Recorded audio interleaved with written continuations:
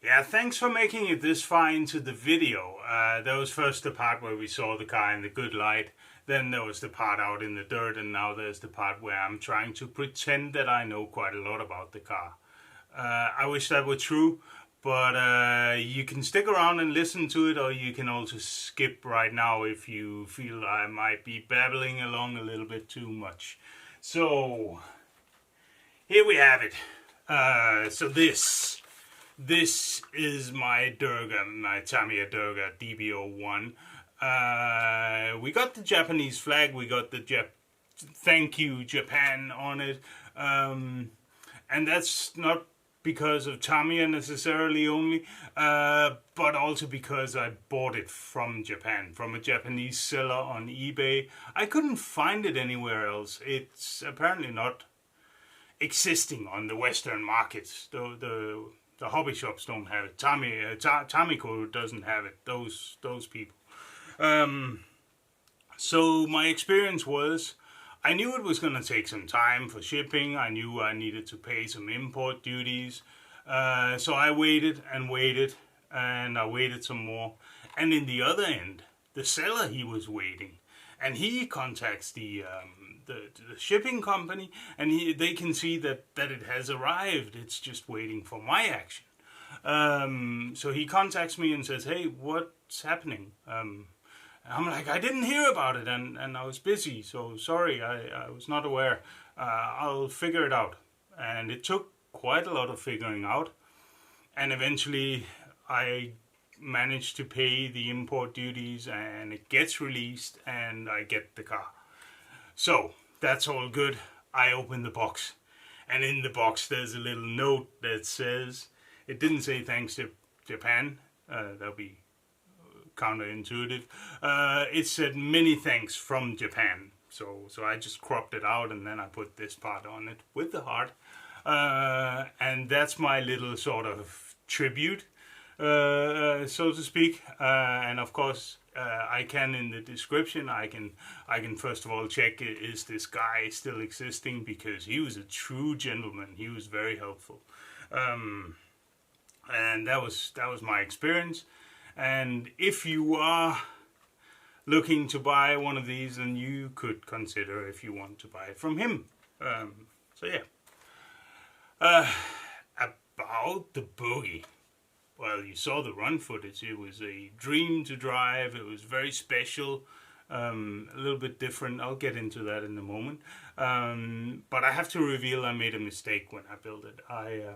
First I assembled the differentials wrong, ball differentials. Then the second thing, after I corrected that error, purely on myself, I just couldn't read the instructions. Then after that I actually made the rear differential too loose, and then it lost drive. Then I made it too stiff when I tightened it up eventually, and that was what you saw in the video. Which didn't matter, because it drove alright. Even with a little rear end action, it was okay. It was good fun. It was good fun. On the tarmac, there's my Buggies. They're best on the on asphalt. I like dirt. I like driving in the dirt, but on the asphalt, it's a special feeling. Yeah. So so what else is there? Yeah, like I said, so the combo I have in it is the Holmes Retro Sport. It's a 21 turn. It's quite an aggressive machine, especially when powered by the Hobbywing 1080 electronic speed controller. It gives it a hell of a lot of punch. This thing, it sort of seems to tame the punch a little bit. It's more of a gentle experience. It's probably got a little bit. I can compare it to something. If I just put a little video clip here, just a few seconds, and you watch.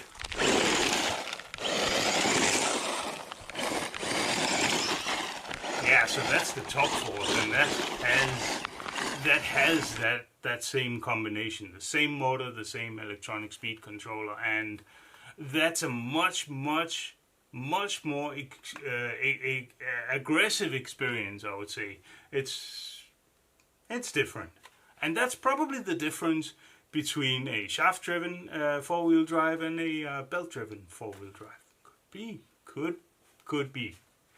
So yeah, it's a positive experience, even though it took a little bit of a hassle for me to get it. Definitely worth it. Definitely a cool buggy, and yeah. So what else is going on? Oh, hang on, I'm talking too much, drinking too little.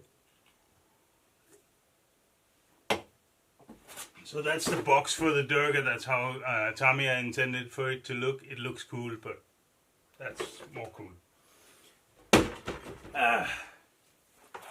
I'll just briefly talk about this monstrosity. This is an amazing machine.